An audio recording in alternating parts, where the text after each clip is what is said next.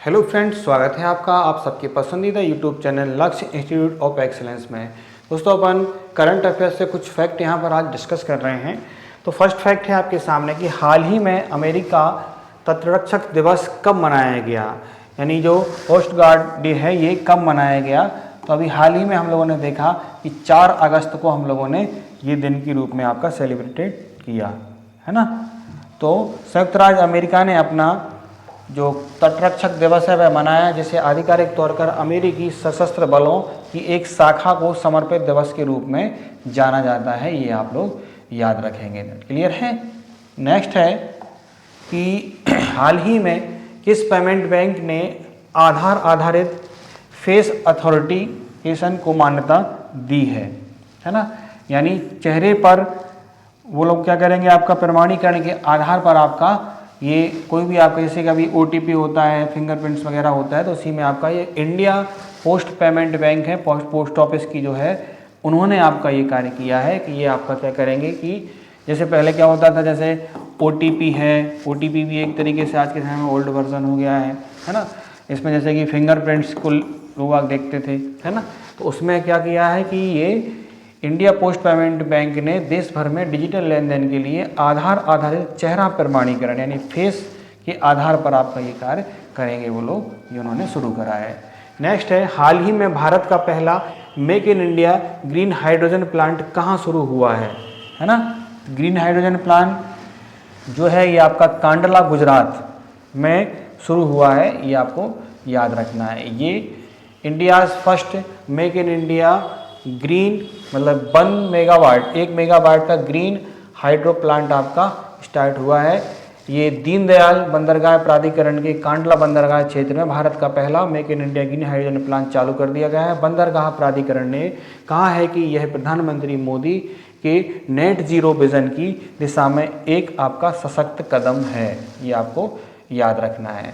Social media x पर प्रधानमंत्री ने पोस्ट में कहा है कि यह एक सराहनीय प्रयास है, ठीक है, जो स्थिरता को बढ़ाता है और नेट जीरो विजन को सशक्त बनाता है ना।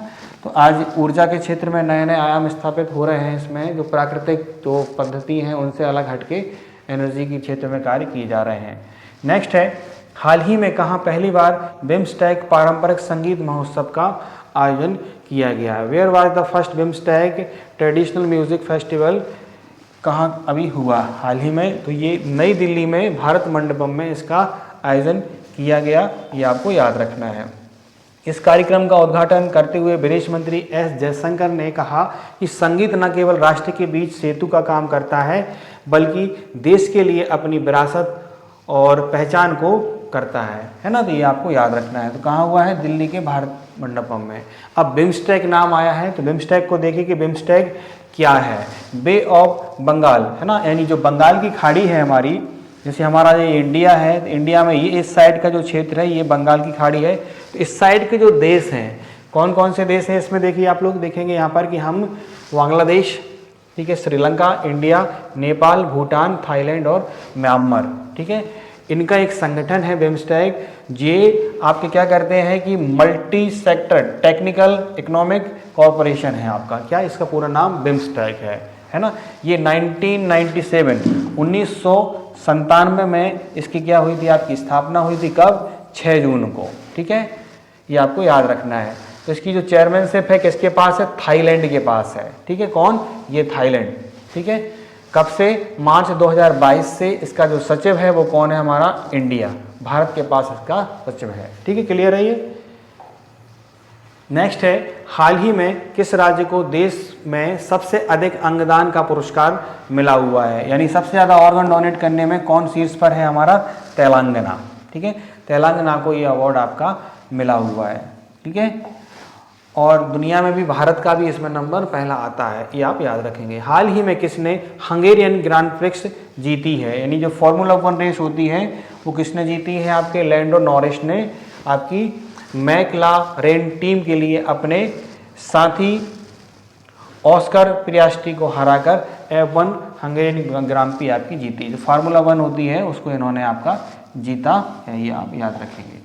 नेक्स्ट है, हाल ही में किस आईआईटी परिसर में भारतीय सेना अनुसंधान प्रकोष्ठ IARC अग्नि शोध की स्थापना की गई है। तो कहाँ पर? IIT, ये आपको याद रखना कि कौन सी IIT में इसकी स्थापना की गई है, तो IIT मद्रास। ठीक है। रक्षा प्रौद्योगिकी में आत्मनिर्भरता को मजबूत करने की दिशा में एक कदम बढ़ाते हुए थल सेना अध्यक्ष जनरल उपेंद्र द्विवेदी ने सोमवार को भारतीय प्रौद्योगिकी संस्थान मद्रास में भारतीय सेना अनुसंधान प्रकोष्ठ अग्नि शोध का उद्घाटन किया है। ये आपको याद रखना है। क्लियर है? नेक्स्ट देखेंगे कि हाल ही में पश्चिमी रेलवे ने कहा 155 साल पुरानी रेलवे लाइन पर हेरिटेज ट्रेन फिर से शुरू की है। तो मध्य प्रदेश में ये शुरू की गई है पाताल पानी। पश्चिम मध्य रेलवे ने मध्य प्रदेश के प्रतिष्ठित पाताल पानी कालाकुंड लाइन पर अपनी 9.5 किलोमीटर की मीटर गेज ट्रेन जो है उसका परिचालन फिर से शुरू किया है।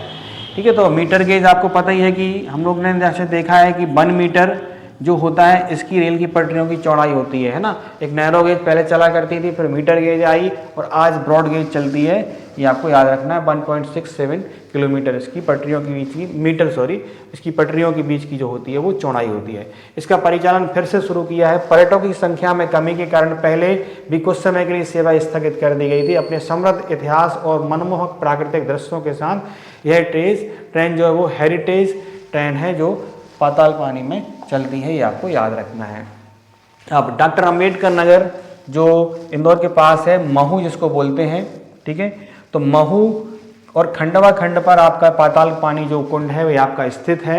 इस लाइन में सुरंग है ना। पहाड़ी इलाकों से होकर आपकी यह गुजरती है। यात्रियों के लिए घाटियाँ, जंगलों और झरनों के मनोरम दृश्य प्रदान करती है। यात्रा इतिहास, संस्कृति और प्राकृतिक सौंदर्य का एक अनूठा मिश्रण है। ये आप याद रखेंगे।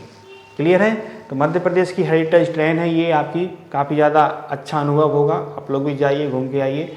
19वीं शताब्दी में लगभग आपकी ये शुरू हुई थी और इसकी परिकल्पना सबसे पहले इंदौर के होलकर वंश के शासक महाराजा तुकोजी राव होलकर द्वितीय ने की थी। पाताल पानी कालखंड जो है वो सहित इंदौर से खंडवा तक रेलवे लाइन पर उनका प्रस्ताव 1878 में साकार हुआ। ठीक है।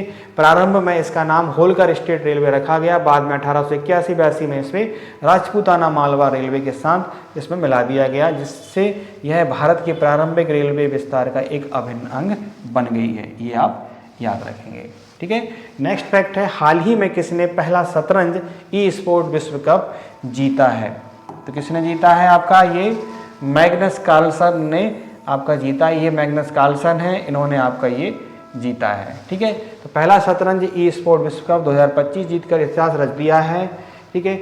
नॉर्वेजियन स्टार ने सऊदी अरब में हुए ग्रैंड फाइनल में अली रेजा फिरोजा को 3-1 से हराकर ये बड़ी उपलब्धि अपने नाम दर्ज की है, जिसमें $2,50,000 जो लगभग 2 करोड़ 18 लाख रुपए इंडियन रुपए है, ये इन्होंने इतना पुरस्कार जीता है।